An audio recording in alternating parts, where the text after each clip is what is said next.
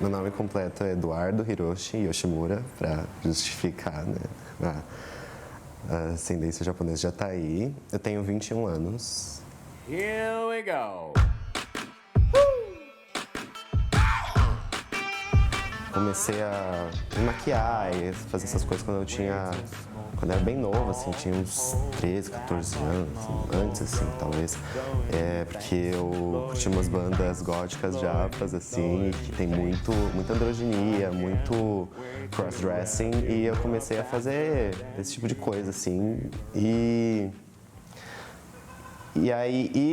sim, na verdade, saber a gente sempre sabe, né, essa coisa bem clichêzona, mas o processo de saída, assim, foi interno, assim, para conseguir expressar isso externamente, assim.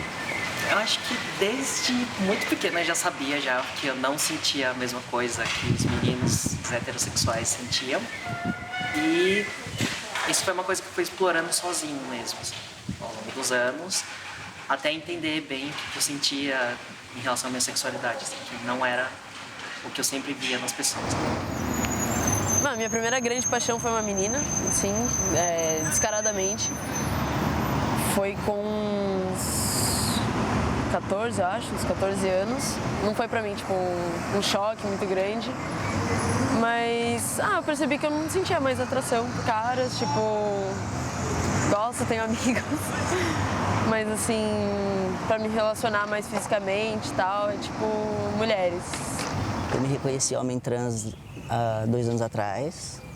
2 anos, vai fazer 3 anos daqui a pouco. Eu não conhecia nada sobre LGBT, aliás, isso era um tabu na minha casa. O máximo que eu sabia a respeito era que existiam pessoas que eram gays, que eram homens que ficavam com homens. A gente não tinha Google, não tinha internet, não tinha Facebook. A gente encontrava os amiguinhos na escola, no máximo ia na festa da casa dos amiguinhos. Pesquisa era só no centro cultural, que você ia lá, pesquisava os livros, tirava xerox, levava para casa para fazer resumo na mão. Então, assim, eu não tinha acesso a nada. Saber que existiam pessoas trans, eu nem sei se as pessoas trans conseguiam saber. Meu núcleo familiar que eu convivi mais é super italiano. E eu não tinha essa convivência forte de uma família super com descendência japa, assim. E aí, nessa época, eu alisava super o cabelo, que eu falava, nossa, mas meu cabelo tem que ser liso igual das pessoas, igual do pessoal aqui. Eu alisava, todo dia fazia escova, ia no Bom Retiro comprar aquela pomada Gatsby, que é super cara, porque ela era barato e que todo mundo que era mais estilosinho da colônia usava. Eu passava aquela pomada e tentava fazer alguma coisa, mas como meu cabelo já não era liso, ele ondulava mais, eu metia mais pomada. E rolou esse momento de crise, assim, do tipo, dessa coisa justamente. Eu não sou japa o suficiente para estar no meio da colônia, e quando eu tô com pessoas brancas, eu não sou branco. Assim. E ano passado, assim, uma menina me fez uma pergunta, né? Que é uma amiga minha. E ela falou assim, tipo, você enquanto asiática, né, tipo, japonesa, você acha que muda a nossa relação? Porque ela é uma mulher preta, né? Ela falou, você acha que muda a relação que a gente tem no sentido de opressão, de, tipo, algum desconforto, de coisas assim? E daí eu falei, tipo, olha, eu não sei como te responder, porque, assim, tipo, eu não sei porque você tá perguntando isso pra mim, sabe? Eu entrei na USP como branca, tipo, no IBGE eu tô como branca, tipo, na minha vida toda eu tô assim, tipo, nunca reconheci meu sobrenome. E eu percebi que isso me fazia mal, assim, desde pequena eu falava em fazer cirurgia de olho, porque, tipo, eu não queria que ele fosse puxado, tipo, mil e uma coisas, assim, tipo, horríveis. E que depois que eu percebi, eu falei, tipo, nossa, tipo, eu passei por um processo, assim, de tentativa de embranquecimento muito louca, tipo, muito pesado, assim, que, tipo, com certeza não faz bem pra ninguém. Eu sou filho de mãe, filha de japonês e pai, filho de libaneses. Então isso já demonstra que eu tive uma infância bastante rígida. Quando eu ia na casa da minha avó, eu sempre tive primos homens, a minha mãe já ia falando, olha, eu não quero você brincando com moleque, não quero você parecendo... Não quero que você fique suada, toda desarrumada, parecendo uma pessoa desleixada. Desde o começo, assim, tipo, da primeira mina que eu comecei a sair e tal, tipo, eu contei. Daí a gente tava tipo, jantando, assim, em casa. Daí, tipo, eu falei, tipo, tô afim de uma mina, não sei o quê, a gente vai sair hoje e tal. Daí ela soltou o prato, assim, levantou e foi embora. Então, assim, desde o começo foi, tipo, um atrito, né? E a gente foi tentando conversar, assim, mas foi meio... não tinha muito pra onde ir, assim. Tanto que, tipo, eu fui meio expulsa de casa, assim. Então, lá em 2014, tipo, eu vazei, entendeu? E daí foi um caos, assim, tipo, morei em ocupação, morei em vários lugares. A partir daí foi uma caça meio louca, assim, tipo, emprego, moradia, tipo, coisas muito práticas, assim. Então, não tinha dinheiro pra transporte, eu consegui arranjar uma bicicleta, né? Que uma amiga me deu, inclusive, asiática, que a gente competia corrida juntas, né? Daí ela conseguiu me arranjar essa bike, daí com a bike eu conseguia, tipo, ir estudar, porque eu consegui uma bolsa também, então eu conseguia estudar, só que era isso, assim, eu andava, tipo, 16 km por dia, com subida, então eu corria, né? Então eu corria campeonatos mesmo, eu corria, inclusive, pela comunidade asiática lá de Vargem Grande. E daí eu já tava chegando no nacional, no pan-americano, mas tipo, com esse negócio da bicicleta, sem ter dinheiro pra condução, acabou zoando meu joelho, eu não consegui passar pra última etapa, então assim, afetou assim muitos aspectos mesmo, assim. Mas por outro lado, acho que foi um crescimento, isso daí é inquestionável, assim, pra mim, realmente assim, minha independência, tipo, sair pra vida mesmo. Então, eu tô muito tranquila, assim, comigo a respeito disso, não é mais uma bagunça, tipo, não fico triste, nada. Mas é uma pena, assim, eu fico realmente, assim, eu não consigo entender porque ela não entende. Minha relação com ele sempre foi bem próxima, assim, só que, como eu disse, a parte de relacionamentos não era muito conversado, então, por isso que pra mim era muito normal não falar sobre isso, né? Só que a gente vai sentindo essa necessidade conforme vai vivendo e vai sentindo que você não está sendo justo com um dos lados quando você esconde uma pessoa ou esconde a sua família da pessoa, que é uma pessoa que você quer dividir muitas coisas legais com ela. Eu queria atingir as expectativas dela. E acho que atingi em alguma parte da minha vida, eu até consegui atingir, acho que quando era criança, depois disso não mais. E isso gera uma frustração muito grande em mim. Gerou em mim. Eu não sei como é para as outras pessoas. A quantidade de pessoas que nem sair do armário saiu. E algumas pessoas chegam a falar, eu não quero contar para minha mãe porque ela vai se decepcionar. Cara, você não querer contar para os seus pais algo que você é, autêntico, seu, porque você não quer magoar seus pais, eu acho isso muito pesado. E não é que é ruim ou é bom, mas é um respeito que a gente tem pelos pais, pelos mais velhos, do tipo, cara, eu sou essa pessoa, é muito lindo, eu sei quem eu sou, mas puta, isso não pode magoar meus pais. Querendo ou não, a gente que tem uma parte da família com essa tradição, a gente tem certas coisas que mesmo, assim, meu pai é super desligado da cultura japonesa, mas tem certas coisas culturais que eu acho que estão, assim. Teve um episódio no carnaval, assim, que eu fui sair, tava um pouco mais... assim, daí rolou esse momento de tensão / preocupação, mas no geral, assim, daí até a solução que eu encontrei foi essa, assim, de não sair de casa tão já nesse estado, assim, mas mais uma coisa... Mas o que rolou, assim, eles ficaram bravos? Ficaram meio bravos, falaram... Mas você vai sair desse jeito? Porque era do carnaval, assim, era uma época que eu falei, eu vou sair desse jeito porque as pessoas... É carnaval e as pessoas esperam, não vão achar um absurdo ver alguém vestido desse jeito na rua, né? Mas rolou essa tensão, meio que rolou uma briga e tudo mais. Mas depois se resolveu. Ela não deu show nem nada, assim, eu acho que eu preferia que ela tivesse surtado.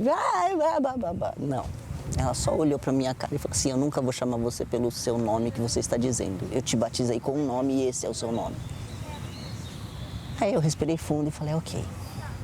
Eu imaginei que não ia ser tão fácil, mas eu juro que no fundo eu achava que existia aquele negócio...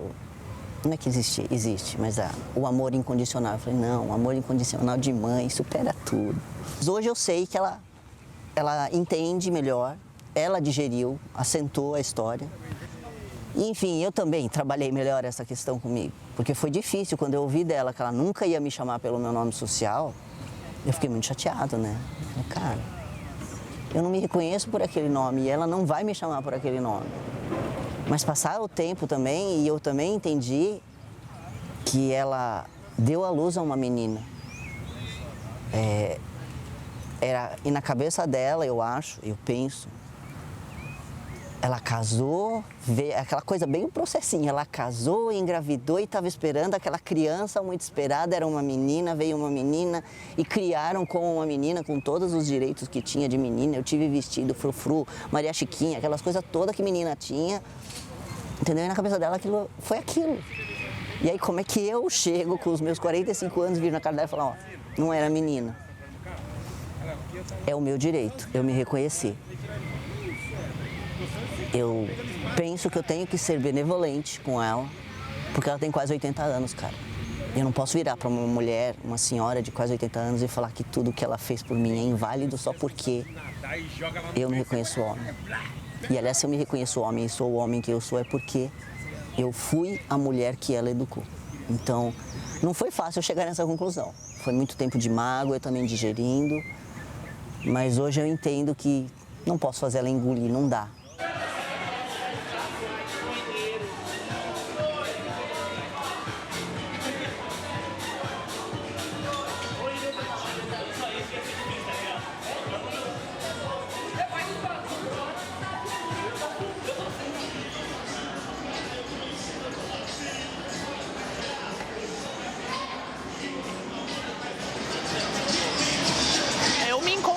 Porque eu acho que a linguagem dessa dança diz muito respeito sobre mim, assim. Essa coisa glamurosa, essa coisa... Não que eu me ache glamuroso, mas assim, essa coisa que eu... Sabe? Esse close, esse empoderamento do feminino, porque é uma dança teoricamente feminina, entendeu? Não que pessoas que não sejam afeminadas não conseguem praticar, não é isso. Mas é um tipo de dança específico, que nasceu de bicha, entendeu? Que nasceu de viara, que nasceu de gente trans, que nasceu de gente marginalizada real, na época dos Estados Unidos, porque era naquele pré-AIDS e período da AIDS, sabe? Então era uma época muito violenta para as pessoas LGBTs e o Vogue nasceu como uma forma de resistência mesmo.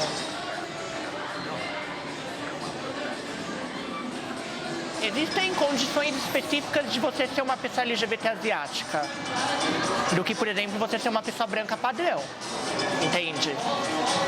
Então, quando alguém se aproxima ou quando rola aquela aproximação mais afetiva, mais sexual, a gente tem que entender que não existem muitos LGBTs asiáticos quanto existem pessoas brancas, por exemplo, entende? Então rola uma fetichização a respeito, às vezes consciente, às vezes não.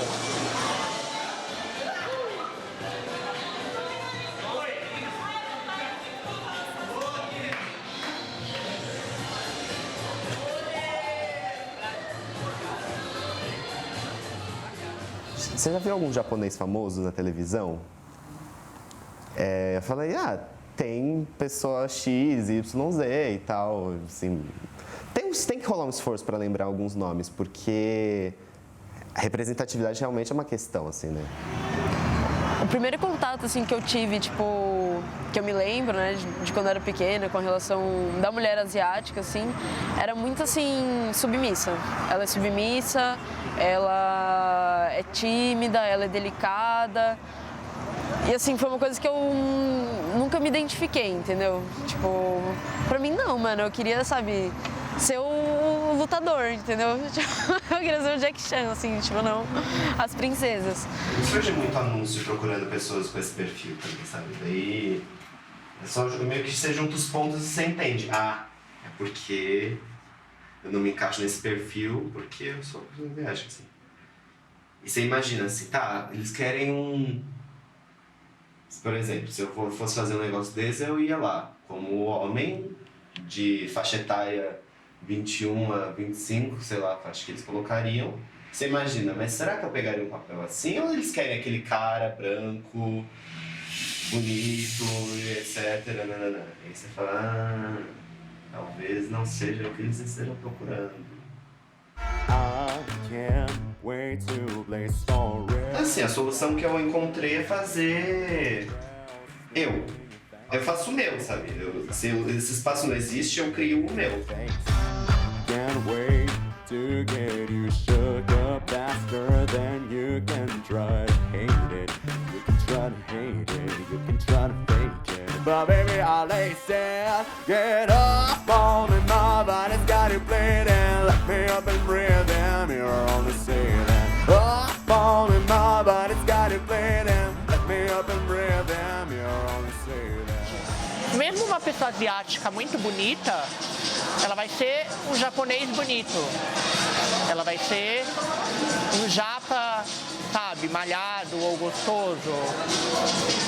Não se diz a mesma das pessoas brancas. Não se diz, nossa, que branco lindo. Se diz um negro lindo ou um japa lindo. Mas as pessoas brancas, a raça deles nunca é vista como um adjetivo ali. A pessoa é simplesmente bela, entende? E aí, assim, não sei, rola esse outro lugar. Eu acho que independentemente de número de matches ou não, a gente tem que entender que a comunidade asiática ocupa no Brasil um espaço fora dos padrões de beleza. Na prática, assim, um exemplo bem chulo, bem real, você baixa o Tinder, gasta um tempão lá fazendo seu esforço, dando like em todo mundo, passa uma semana e ninguém te deu like de volta. Assim. Sendo que se você cria um fake com uma pessoa dentro dos padrões de beleza, etc., sim, chove like, você vai ganhar, você pega um date assim, tipo... E Tinder é porque, eu tô falando Tinder porque é um pouco mais, sei lá, light assim, né, mas... Os outros, então, é aquela coisa, no fast, no femmes, no Asians. Tipo, explícito que as pessoas não querem se relacionar com pessoas como você. As pessoas com quem eu me relacionei não eram pessoas que procuravam japonês exatamente, ou que pensavam que, eu preciso ficar com japonês, que eu preciso namorar com japonês. Porque existe essa segregação. Existem pessoas que são de um grupo conhecido como Rice Queen, que são ocidentais que gostam muito de orientais, que é só de orientais. Então, isso é um exemplo claro, escancarado de fetichização asiática. Do tipo, manas, vocês também piram no olhinho puxado? Quando você faz isso, você reduz aquela pessoa, a raça dela, e você fetichiza ela como um objeto, certo? Por exemplo, me atraio, adoro um negão. Adoro um japa. Pra começar, que nem todo mundo é japa, porque pode ser chinês, pode ser taiwanês, pode ser tailandês, pode ser vietnamita. Entendeu? Deixa tudo como japonês.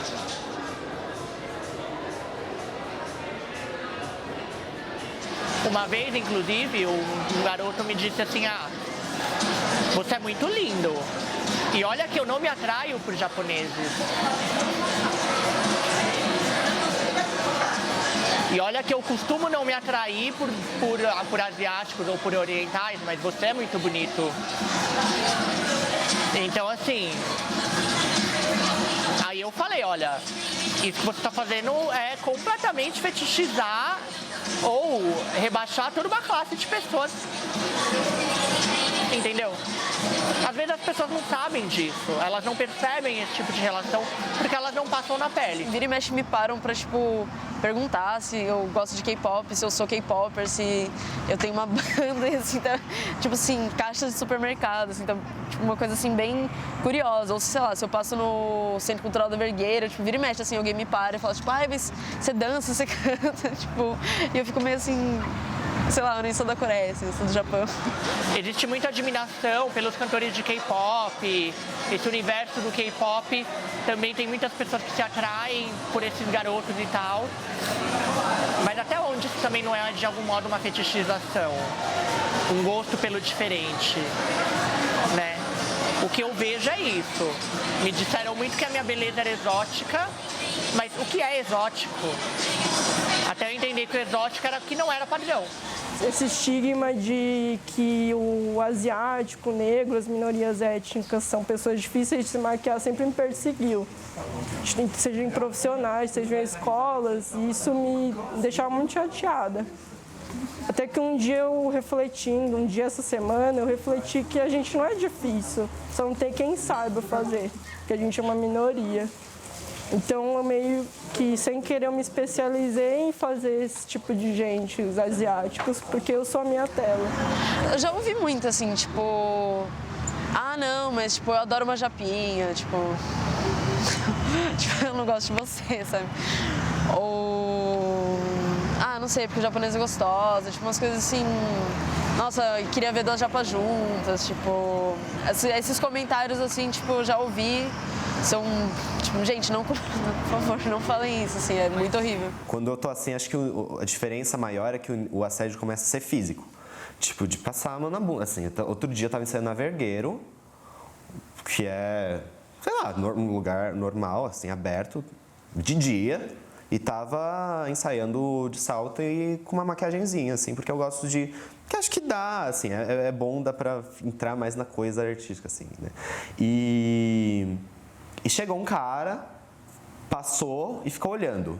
E eu fiquei tipo, tá. E continuei dançando, continuei ensaiando. E aí depois ele voltou, ficou olhando de novo e passou a mão em mim. E eu fiquei tipo... E foi embora. Eu falei, ok, vamos continuar, tipo, vamos lá. Assim, às vezes E aí, assim, no caminho do metrô que eu termino de me arrumar pra chegar na balada, rola um momento, tipo, carro que passa e subia, sabe? Tipo... Um dos primeiros filmes que eu assisti, assim, que tinha mulher asiática, tipo, ela sofria violência, sabe? Eu vi isso, assim, ser repetido muitas vezes. E a explicação que eu tive na época era que isso aconteceu com ela porque, por ela ser uma mulher asiática, tipo, ela realmente era mais submissa, ela não sabia se impor. Então, eu nunca tive exemplos assim, que eu notasse, né, que eu tivesse assim, de uma mulher asiática que fosse forte, que fosse, sabe, independente, que ela se colocasse. Alguns momentos do tipo, de não saber, não ter referencial pra se apoiar, sabe? De alguém que tá entendendo exatamente o que eu tô passando e falar, tipo, olha, pode ser por aqui, sabe? Fica um negócio meio... Eu aprendo com os meus erros e a partir disso, tipo, eu vou construindo minha vivência e sabendo como lidar com a próxima dificuldade. Até você sacar, tipo, ah não, se eu conversar com essa pessoa sobre esse assunto, porque ela entende isso que eu tô passando, e conversar com aquela sobre aquilo, e juntar todas essas coisas, eu consigo ir entendendo como lidar com isso nesse momento. Assim. Porque assim, tem uma característica nossa, LGBTs asiáticas, que em espaços LGBTs nós somos vistos como asiáticos e aí rola uma fetichização. Em espaços asiáticos nós somos LGBTs.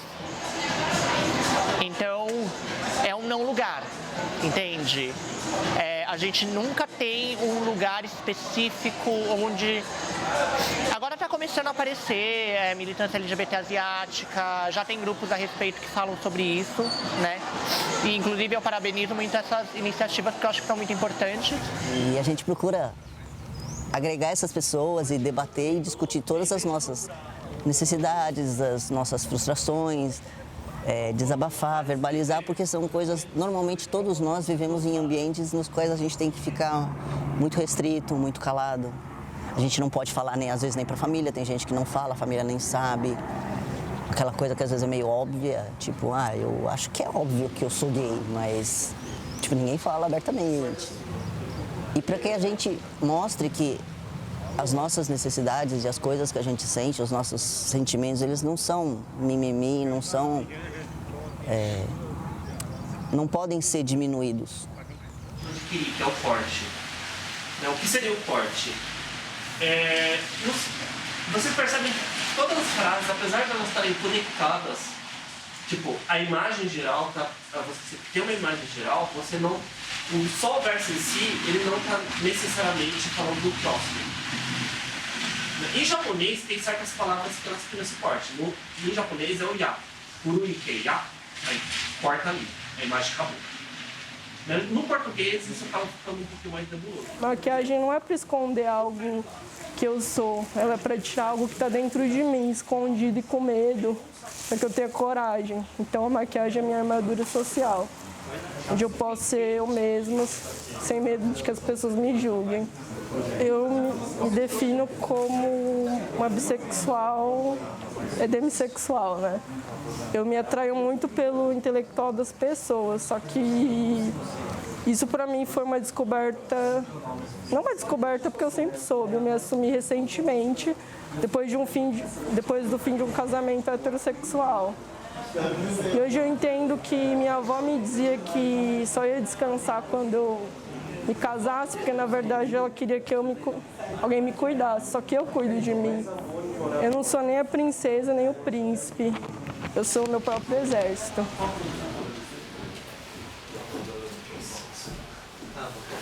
Eu sou filha de mãe solteira, sem pai, digamos. Então, a minha vida toda eu vivi esse estigma dentro da colônia de tentar não ser a vagabunda da cidade, digamos. Só que hoje eu agradeço por ter me tornado um pouco da mulher que foi a minha mãe e a minha avó. Elas foram mulheres muito fortes. Que acho que o que prejudicou muito elas foi o machismo, de uma cultura muito conservadora. Acho que essa cultura me ensina a observar muito antes de fazer qualquer coisa. De um lado positivo, de um lado negativo, eu deixava muito o que eu queria de lado, em nome do que os outros esperavam. Eu agradeço, acho que as mulheres que foram, tipo, minhas endeusadas, né, entre aspas, que foi principalmente a minha avó que me criou. Minha mãe já faleceu. Porque ela era bem brava, bem rígida, mas ela me tratava com carinho. E a frase que mais me marca dela, ela ter dito pra mim, enquanto a gente fazia fritura e as frituras caíam nos nossos braços, eu perguntei: como você consegue ficar aqui e resistir a essa dor? Porque machuca. E ela disse: a gente que nasceu mulher, a gente tem que se acostumar com a dor. E na época eu entendi do sentido muito literal, e hoje eu entendi o que ela quis dizer. Que as feridas, elas não vêm só fisicamente, vêm em forma da nossa cultura, do que as pessoas esperam da gente, às vezes a gente tem que enfrentar calada. Então isso é o bom e o ruim. Porque eu nunca gritei pelos meus direitos, mas eu busquei eles silenciosamente. O meu processo foi assim, eu acho que assim, desde sempre eu tive sempre atrações, né, por pessoas do mesmo sexo, e assim, eu acho que na época eu não conseguia nomear isso. Para mim era uma coisa que eu sentia só. O meu primeiro relacionamento foi assim, foi um colega de um clube de orientais que chama Nippon Country Club. Eu tinha 17 anos mais ou menos, acho que tinha 15, e a gente começou num processo de se conhecer. A irmã dele namorava o meu primo, e aí a gente saía juntos.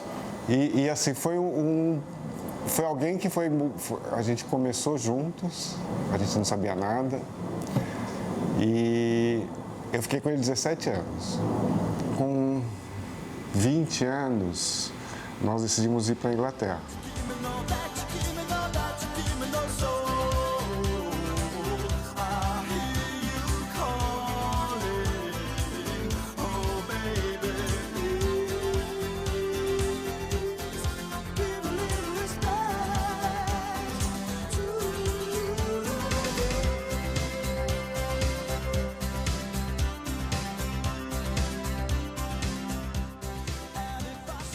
Na época, antes de ir, eu não me aceitava. Eu não me aceitava assim porque eu não entendia aquilo que eu sentia. O meu processo de autoaceitação foi assim, quando eu senti muitos ciúmes dele, né? E aí eu me questionei assim, mas qual o erro de amar uma pessoa do mesmo sexo? O que eu sinto pela pessoa é verdadeiro, o que eu sinto, eu amo a pessoa. Foi um relacionamento assim que eu soube que era amar alguém. Logo depois que eu voltei da Inglaterra, com 22 mais ou menos, eu estava com minha mãe me perguntou assim, entre você e eu aquilo, quem é o homem e quem é a mulher? Aquilo foi assim um choque na hora, assim, né? Mas foi assim, para mim foi uma pergunta direta. Na época eu queria falar para todo mundo, mas o medo dela, eu falei assim, não fala para ninguém. Então eu respeitei, eu sinto pena, assim, porque ela, sempre quando tinha alguma coisa na televisão, se tinha, ela assistia, para tentar entender, né? Ela não, quer dizer, até a morte dela, ela nunca aceitou. Mas, assim, sempre quando eu ia para casa, ela mandava um prato para aquilo, leva para aquilo. Então, assim, aceitou entre aspas, mas, assim, dentro dela sempre existia a esperança de mudança. Às vezes eu tenho essas crises, assim, de ser tão separado, assim, aí você tem um grupo aqui, outro grupo aqui, e parece que nada se encaixa, mas, assim, ser asiático faz parte de mim, ser gay também, as suas características também fazem parte. Então, assim, para você se compreender dentro desse mundo, que eu acho que é essencial para a gente viver mais pleno dentro dele. Eu acho que, no primeiro momento, a gente precisa pegar e se aceitar do que nós somos, para depois a gente conseguir transcender isso, porque a gente é muito mais